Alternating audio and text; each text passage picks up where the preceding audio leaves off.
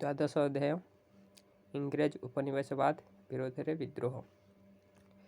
प्रथमे केमिति विद्रोह होइथिला देखिबा, तापर देखिबा सन्यासी विद्रोह तो कटि जाइछि, खर्दा विद्रोह, सांताल विद्रोह, महासंग्राम सिलाबस रही अछि।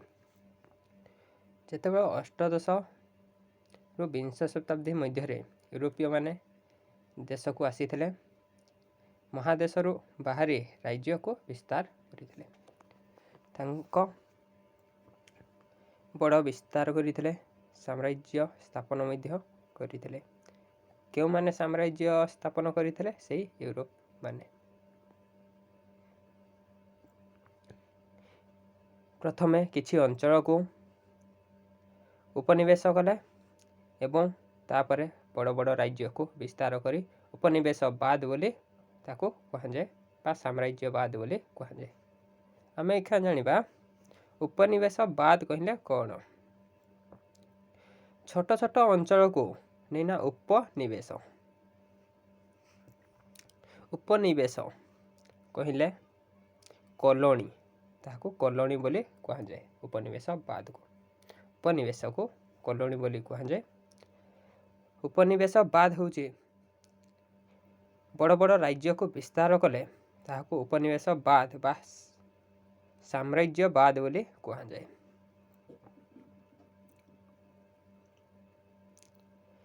सामाजिक आर्थिक विकास निमंते उपनिवेशवाद आर्थिक सामाजिक शोषण करा जाउथिला। सेही उपनिवेश शक्ति राजनैतिक कर्तृत्व माने होउची तांको अधीन रे रहिथिला। उपनिवेश कहिले तांकर स्वार्थ से माने चाहुथिले बा स्वार्थ को अपेक्षा करा जाउथिला। तांको स्वार्थ तांकर सब टंका पैसा चाहाला तांकर स्वार्थ बा तांके से माने नै जाउथिले।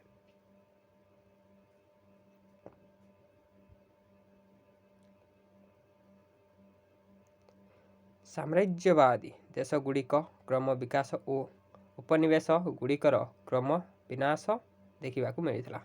तापर यही उपनिवेशवाद स्वार्थ को अपेक्षा कले तो निहाती देश टळिबे ना, सेथिबाई साम्राज्यवादी को क्रमे विकास माने विकास कला समय रे ताहा मध्य विनाश होइतिला। उपनिवेशवाद शक्ति माने नाना उपाय रे उपनिवेश शोषण पाई योजनामान करुथिले। योजना माने कौन?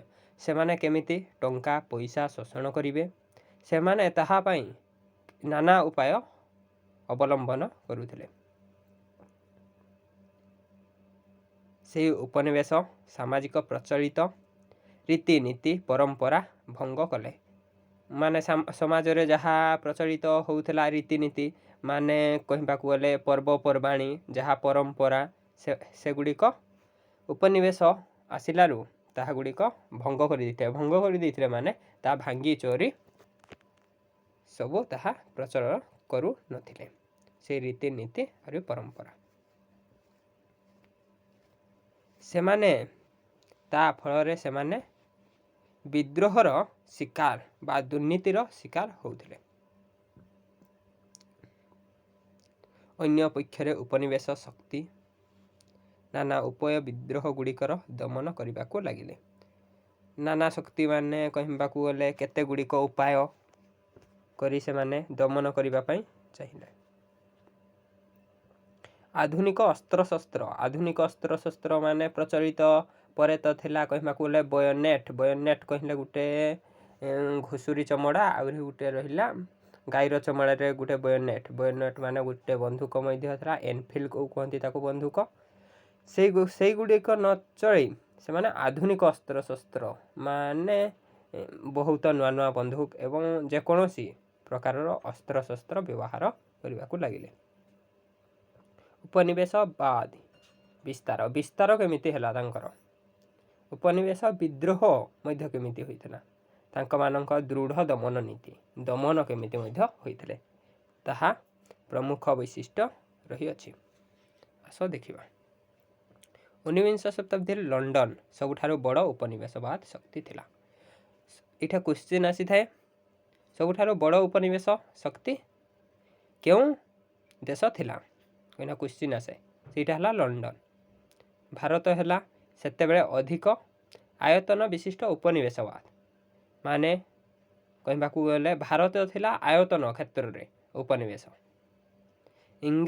ଇଂରେଜ ଇଷ୍ଟ ଇଣ୍ଡିଆନ୍ କମ୍ପାନୀ ମଧ୍ୟରେ ଇଷ୍ଟ ଇଣ୍ଡିଆନ୍ କମ୍ପାନୀ କେତେ ମସିହାରେ ଆସିଥିଲା କହିନା क्वेश्चन ହେଡ଼ା ଆସିଥାଏ ଏବଂ କହିବାକୁ ଗଲେ 1600 ମସିହାରୁ ଆସିଅଛି। ସେଇଟାକୁ ଧରିବାକୁ ଗଲେ 1668 ବୋଲି ମାନି ନିଆଯାଉଛି କିନ୍ତୁ 1600 ମସିହାରୁ ଆସିଅଛି ଇଷ୍ଟ ଇଣ୍ଡିଆନ୍ କମ୍ପାନୀ। ଲଣ୍ଡନ ଯାହା ଭାରତର ରାଜ୍ୟ ଭୟରେ ସେମାନେ ଉପନିବେଶରେ ପରିଣତ କରିଥିଲେ। ଜୟ କରି ରାଜ୍ୟକୁ ଜୟ କ'ଣ ପାଇଁ ଇଂଲଣ୍ଡ ହେଉଛି ଗୋଟିଏ ଦେଶ ଏବଂ ଭାରତ ଦେଶ ଗୋଟେ। ଭାରତ ଦେଶକୁ ସେମାନେ ଇଂଲଣ୍ଡ ମାନେ ରାଜ୍ୟ କରି ସେମାନେ ଉପନିବେଶବାଦରେ ପରିଣତ କରିଥିଲେ।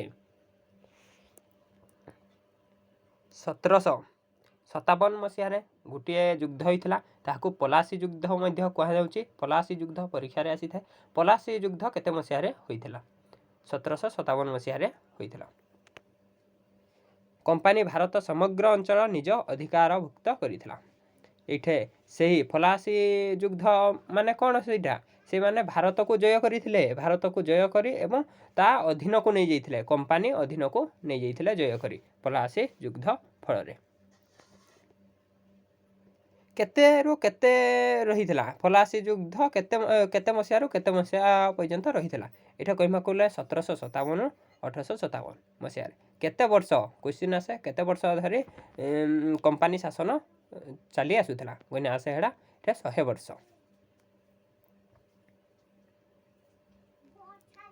ଏଠି ଅଛି ସମଗ୍ର ଭାରତ ଜୟ କଲା ପରେ ଉପନିବେଶବାଦ ନୀତି ପ୍ରଚଳନ କଲା ପରେ କମ୍ପାନୀ ହାତକୁ ଭାରତ ପ୍ରଶାସନିକ କ୍ଷମତା ଇଂରେଜ ସରକାର ହାତକୁ ହସ୍ତାନ୍ତରିତ ହୋଇଥିଲା। ଏଠି କହିବାକୁ ଗଲେ କମ୍ପାନୀ ଶାସନ କମ୍ପାନୀ ହାତକୁ ତ ପ୍ରଶାସନିକ କ୍ଷମତା ଚାଲି ଯାଇଥିଲା ବା ହସ୍ତାନ୍ତରିତ କରିଦେଇଥିଲେ। ହସ୍ତାନ୍ତରିତ ମାନେ ନ୍ୟାସ୍ତି ଦେଇଥିଲେ।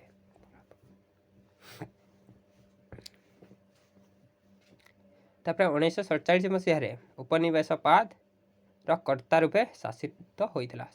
ଶାସିତ ମାନେ ଶାସନ ତାହାକୁ କୁହାଯାଉଛି। ପ୍ରତ୍ୟକ୍ଷ ମାନେ ସିଧାସଳଖ ଇଂରେଜ ସରକାର ସିଧାସଳଖ ମାନେ ପ୍ରତ୍ୟକ୍ଷ କୁହାଯାଉଛି ସିଧାସଳଖ। 1947 ମସିହାରେ ଉପନିବେଶବାଦ କର୍ତ୍ତା ରୂପେ ଶାସନ କଲେ ସେତେବେଳେ କେତେବେଳେ 1947 ସରକାର ଇଂରେଜ ଠାରୁ ଆଣି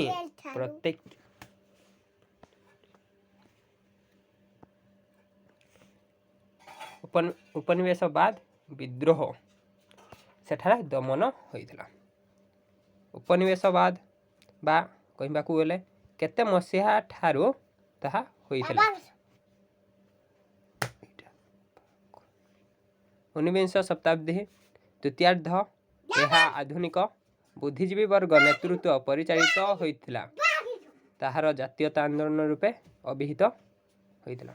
ଏଇଠି କୁହାଯାଉଛି ଯେ 19ବିଂଶ ଶତାବ୍ଦୀ ଦ୍ୱିତୀୟାର୍ଦ୍ଧ ମାନେ ବୁଦ୍ଧିଜୀବୀ କହିଲେ କ'ଣ ଏଇଟା क्वेश्चन ବି ଗୋଟେ +3ରେ ହେଡ଼ା ଆସିଥାଏ।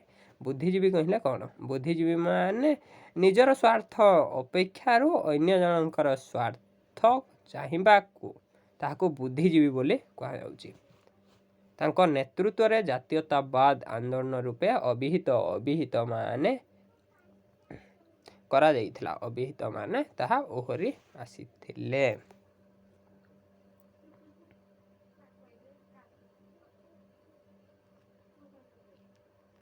1857ର ମହାସଂଗ୍ରାମ ଓ ଗଣସଂଗ୍ରାମ ଥିଲା ସେମାନଙ୍କ ଏକାନ୍ତ ନିର୍ଦ୍ଦେଶନ। ଏଠି କୁହାଯାଉଛି 1857କୁ କୁହାଯାଉଛି ମହାସଂଗ୍ରାମ ତାହାକୁ କୁହାଯାଉଛି ବା ଗଣସଂଗ୍ରାମ ରୂପେ ରହିଥିଲା। 1857ରୁ 1757 ମଧ୍ୟରେ ହୋଇଥିବା କମ୍ପାନୀ ଶାସନକୁ ଚରମ ଉତ୍କର୍ଷ ରୂପେ ଚିହ୍ନଟ କରାଯାଇଥିଲା।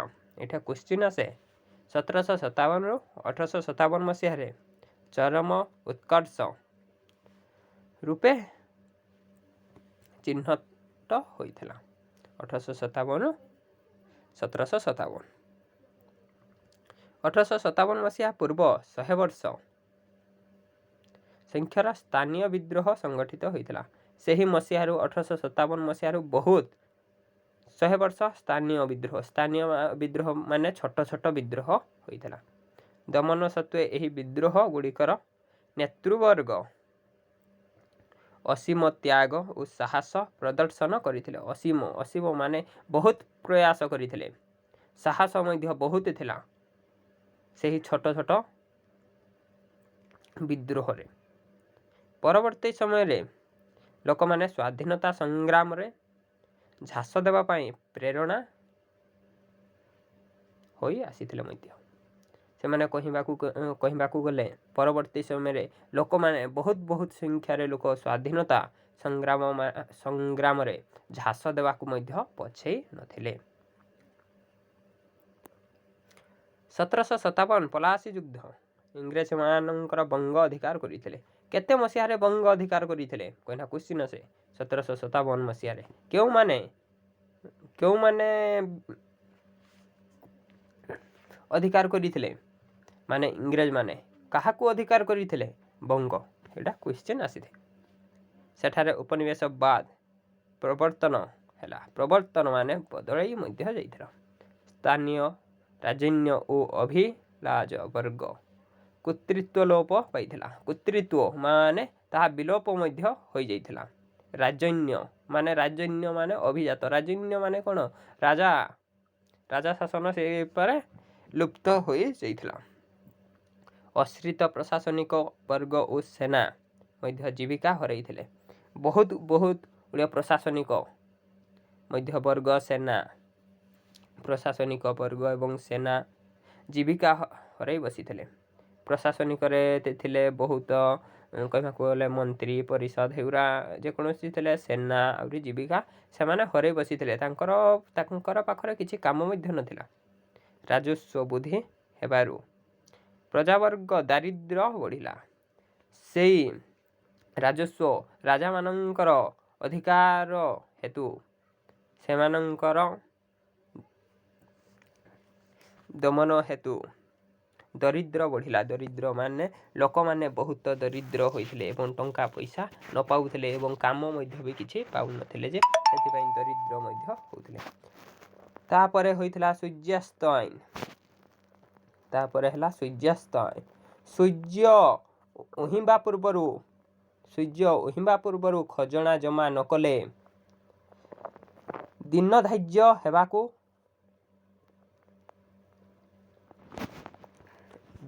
ଧାର୍ଯ୍ୟ ହେଉଥିଲା। ନିଶ୍ଚିତ ମାନେ କ'ଣ? ହେଡ଼ା ହିଁ ହେବ। ନିଶ୍ଚିତ ମାନେ ସେଇ ସମୟରେ ହିଁ ଧାର୍ଯ୍ୟ କରିବାକୁ ପଡ଼ିବ ସୂର୍ଯ୍ୟାସ୍ତ ଆଇନ ବଳରେ।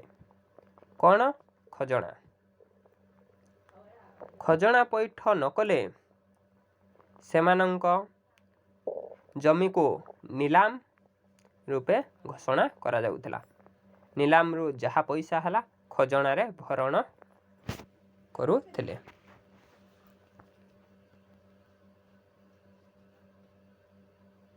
ଚାରିଗୋଟି ଆଦ୍ୟ ବିଦ୍ରୋହ ରହିଥିଲା।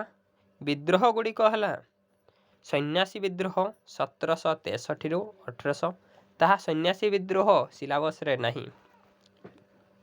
ଖୋର୍ଦ୍ଧା ବିଦ୍ରୋହ 1817 ମସିହା। ଏଇଟା ଖୋର୍ଦ୍ଧା ବିଦ୍ରୋହ ତ ଏଇଥିରେ ଅଛି। +3ରେ କେତେ ମସିହାରେ ଶେଷ ହୋଇଥିଲା ତାହା ରହିଛି +3ରେ। ସାନ୍ତାଳ ବିଦ୍ରୋହ ଗୋଟେ 1855 56 ମସିହାରେ ହୋଇ ଶେଷ ହୋଇଥିଲା ଏବଂ 1817 ମସିହାରେ ମହାସଂଗ୍ରାମ ବୋଲି କୁହାଯାଉଛି। 4ଟି ବିଦ୍ରୋହ ହୋଇଥିଲା।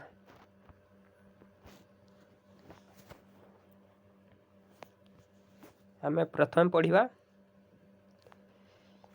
ଖୋର୍ଦ୍ଧା ବିଦ୍ରୋହ। ମାନେ ଆସନ୍ତାକାଲି ପଢ଼ିବା ଖୋର୍ଦ୍ଧା ବିଦ୍ରୋହ।